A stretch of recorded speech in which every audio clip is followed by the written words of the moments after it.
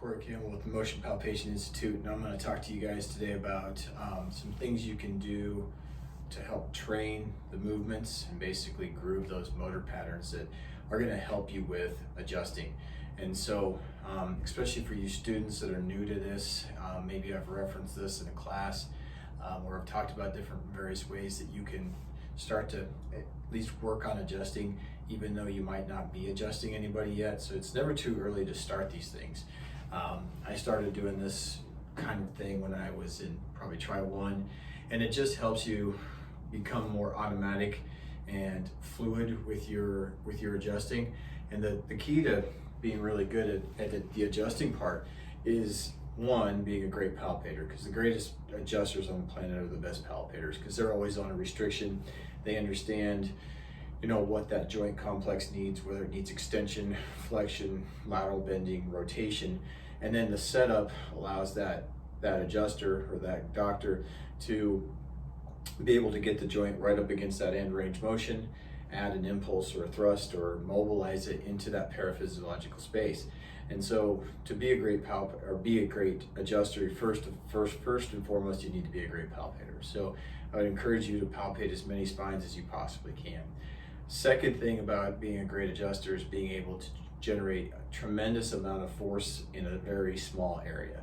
And force is not mass. It's not the force equals mass times acceleration. It's not the mass part that matters in adjusting, it's the acceleration part. And to understand how to accelerate, then you understand this relax, contract, relax phenomenon that we talk about in our classes. And so you've got to be able to, one, be stable in your body position, and then be able to generate tremendous speed through a small area. And the only way you can do that is by being relaxed. And so some of these things we talk about with tissue pulls and these bony contacts that we have, one, they don't really exist because of the frictionless interface between the skin and the fascia, and then the other layers of fascia and muscle. But two, if you like to do that and you've been taught to do that, and that allows you to relax everything else around the contact, then great. But a better way to think of a contact is it's just a force transference device. It's the end of your force to transfer into that paraphysiological space.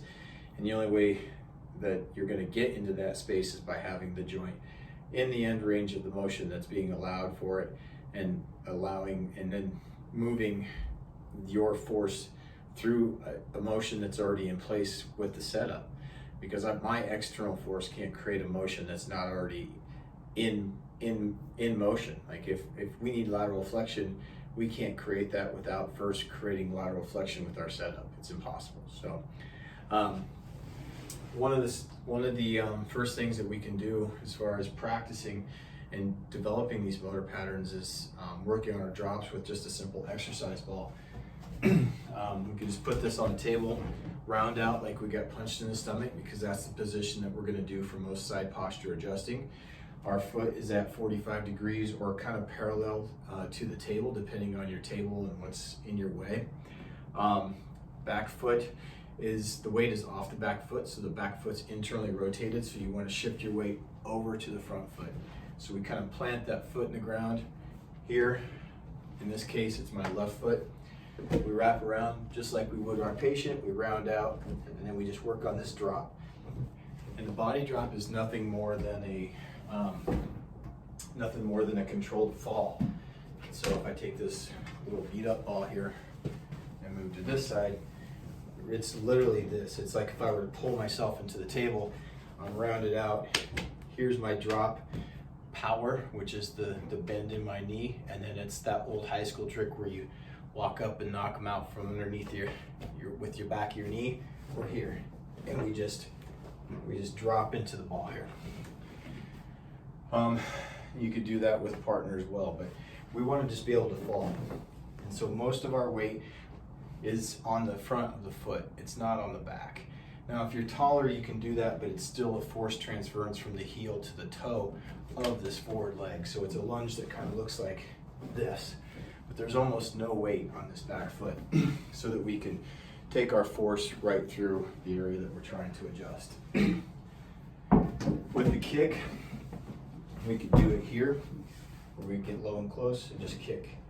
The kick is a hinge at the knee and not a mule kick back this way. We should just be able to kick into this. Another way to do that could be to loop around the foot here. I would tie this off, and then we can go over the shoulder here and just kick into the loop, into the resistance band. Hinge at the knee, kick under the table. I would have double knotted this. You get the idea there. And then as far as practicing some of your thrusts, you could do that with a resistance band. You could tie it to a door, or just to save space here. You can bring this up a bit.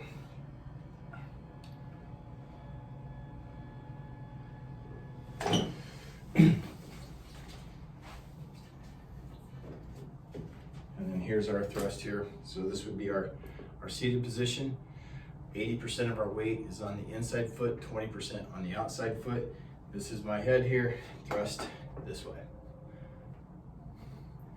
Another way to do that is to use a loop. Kind of cross it, so make a little X here. Cross our arms. So we're here, and then we thrust this way, straight across. So here's my X, thrust here. Because both hands work with the thrust. You take the speeder board here, which is another option, and then we just close the board. We used to take strings and actually hold this and close it before it would swing away. And so we're here, thrust.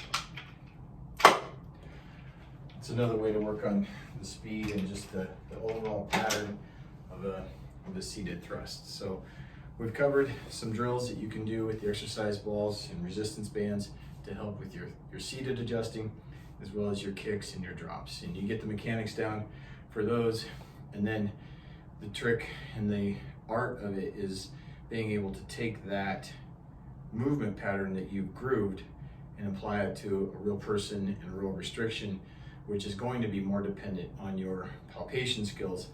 But once you get these basic movement patterns down, then it's a matter of repetition and just becoming very, very comfortable and stable in those positions to generate those massive amounts of force through short, quick, easy, comfortable moments of acceleration. And again, the best way to do that is be able to relax, contract, relax, and then you're able to change the amount of force that you need based on your patient, which is also important as you start to see more and more patients. So try these simple drills for the kicks, the drops, and the seated adjusting, and I hope that helps, and we'll be talking with you again soon. Thank you.